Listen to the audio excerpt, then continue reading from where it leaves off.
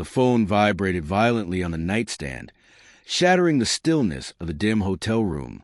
My pulse jumped as I reached for it, the harsh light of the screen cutting through the dark.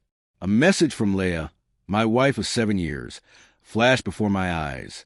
It was a selfie, her cheeks flushed, eyes unfocused, neon lights flickering behind her from what looked like a casino bar.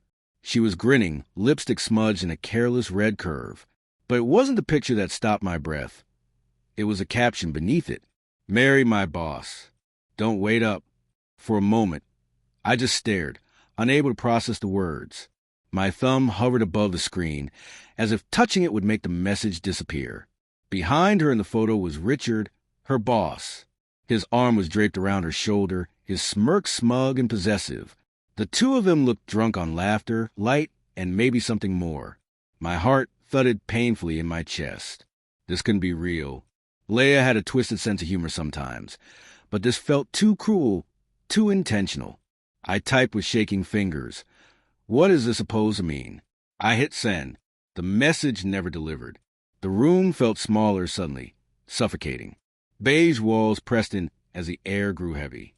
I'd stayed behind in Chicago for work, while she'd gone to Las Vegas for a company retreat. She'd been almost giddy about the trip. Too giddy, I thought at the time. Now, all I could picture was her humming softly while packing that red dress she knew I loved, the same one she wore in the photo. Had this been her plan all along? I started pacing the carpet, every memory of the past few months flashing like warning signs I'd ignored. The late nights, her sudden privacy with her phone, the way she laughed at messages she wouldn't explain, and always that name. Richard said this. Richard suggested that.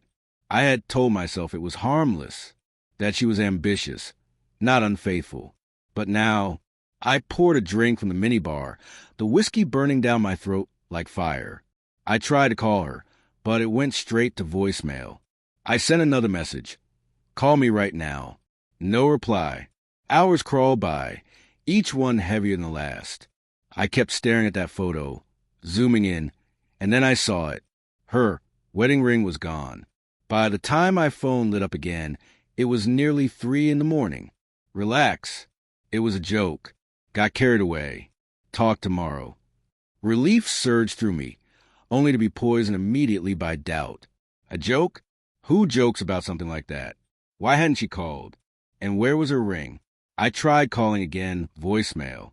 The cheerful tone of her recorded voice made my skin crawl. When morning came, I couldn't take the waiting anymore. I opened my laptop and searched for photos from her company's Vegas trip. The retreat had a hashtag Vegas vibe.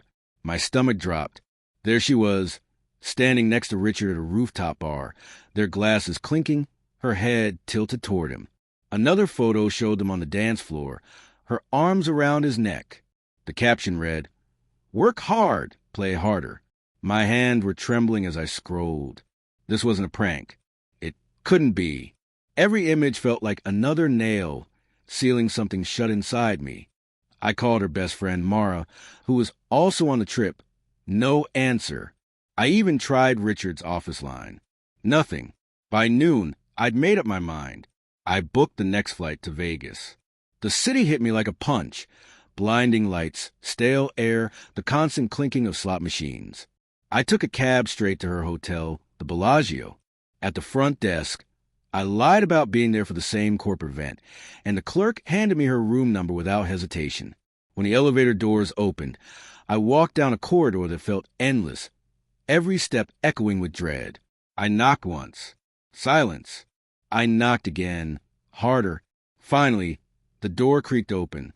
Leah stood there. Her hair was messy, her makeup smeared, eyes red as if she hadn't slept.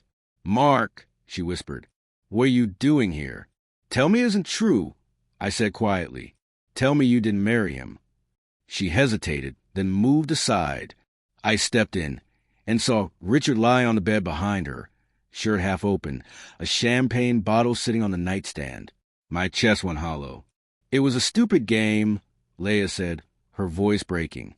"We were drinking. They dared us to—" "A game?" I snapped. "You sent me a picture saying you married him. Do you have any idea what that did to me?" Richard stood, hands raised. Hey man, calm down. It was all in fun. No one meant anything by it. I looked at her, really looked. Her eyes darted away from mine, guilt flickering there like a spark. Nothing happened? I asked softly, then why are you in his room? She reached for me, tears streaking her face, but I stepped back. The scent of her perfume felt suffocating. My voice was low when I said, "We're done." Richard's smirk widened. "You're overreacting. She's still yours."